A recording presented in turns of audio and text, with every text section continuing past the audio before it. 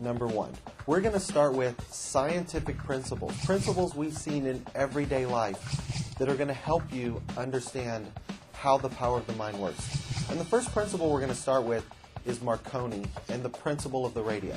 We've all seen a radio, we have them in our car, we have them in our homes. Looking at the radio is similar to the power of thought. And what I mean by that is if I asked you, how does a radio work? You would go, well, it just works. No, let's look at the principle. Principle number one on the scientific side is, here's the basis of how the radio works. There's a sending station. It's the radio station. It's the power that sends out the voice or the music. And what that station does is it takes the vibration of your voice, amplifies it to a very high degree, and pushes it out through the airwaves. So all around us right now are radio waves, but we can't hear them. When we're in our car, that frequency demodulates down. So AM and FM radio are types of frequency modulation. And the example in the car is very simple. We've all seen it. If we're in a car, we can punch buttons to change frequencies. We can change radio stations. And the other thing that we know from a radio is, if you've ever been in a car driving out of town, the farther you get out of town, the weaker that signal becomes. And the reason for that is sound waves don't have infinite distance. They have a finite amount of distance that they can travel. So principle number one, for the most part, we may not completely understand it, but it's very simple.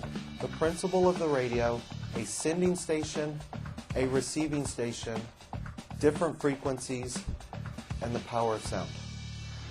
Principle number two for the secret to the secret.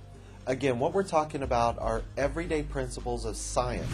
Things that we may see in our life, we may not completely understand, but they're things that we can at least rationalize. And principle number two is based on Einstein's theory of quantum mechanics and relativity. And here's what that means. Theory of relativity was simply about the aspect of energy traveling through space at a certain amount of time. So I always like to use it as an analogy. When I'm going through this, I would say, if I'm standing outside, let's say you and I are there, and I'm standing outside and it's the middle of the night, and I have a little flashlight, and you're next to me, and what you have is a big spotlight, those spotlights that are on the back of the truck at a party that are in the air. And you and I stand next to each other, and at the same time, I turn on my flashlight and you flip on the spotlight. The question becomes, whose light would go in the air faster? My little flashlight or your big spotlight? And the answer really is, they're both the same. Theory of relativity and the speed of light is everything travels at the speed of light. So my flashlight and your spotlight travel instantaneously into the universe at the same speed.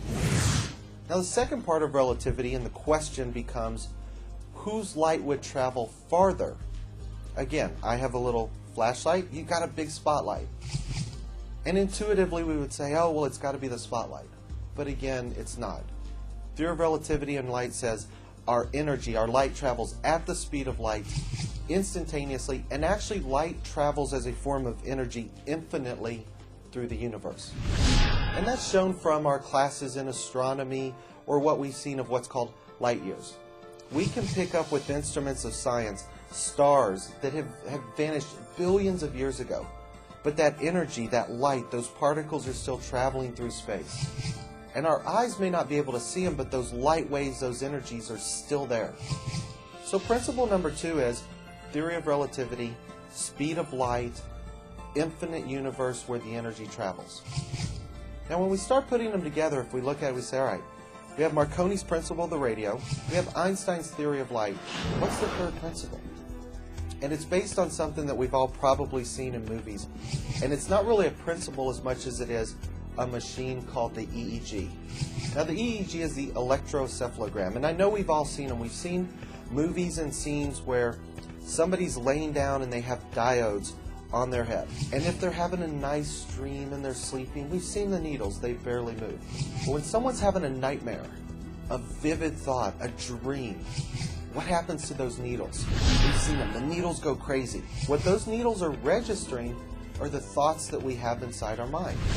And what's really, really interesting with that is your mind cannot tell the difference between fact or fiction. If you've ever had a nightmare, you've woken up and you were in a cold sweat, and that nightmare, that vivid, vivid dream feels as real as something that could have just happened yesterday. Well, that mind process, that thought that's in your mind, is something that's releasing energy. So when you look at the EEG, that diode is on the outside of your head. So that thought, that registration on the needles is registering the thought that's occurred in your mind. And that diode is really registering the release of energy, that release of thought. So as we start putting it together, you look at the scientific principles, you go, wait a second, I think a thought. It's a vivid thought, it's a dream, it's a nightmare, it's an expectation, it's a goal. That strong thought releases energy that the diode on the edge of your brain registers, or the diode on the edge of your temple. But that energy, just like light, is released instantly into the universe. And the stronger that thought, the more vivid that thought, just like in the radio station, it pushes out in the universe. That's why when we started this, you want to be specific in your thought. So let's put the principles together. We think a thought, it releases the energy. That's what the EEG machine registers. That energy travels out into the universe just like light, infinitely into the universe. And much like the radio station, it travels at different frequencies, different variables, and different amounts of power. And this is why I know we've all had this.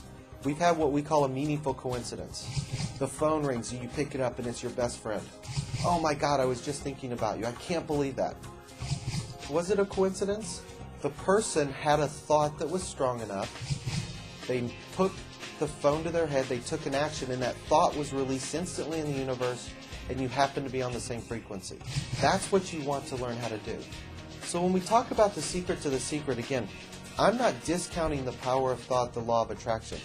What I'm saying is when this happens, when you have your thought, what we want is we want your mind to not have the aspect of doubt. If you're challenging yourself, if you're honest with yourself, when you think about the law of attraction, the secret, your mind still doesn't fully believe it. And if we get to the point where when you say, whatever I think about, I can achieve, and your mind isn't fighting you because your mind goes, oh, now I understand the scientific rationale. It allows you to create that clarity of thought. It allows you to create the focus. And that's really what the objective is.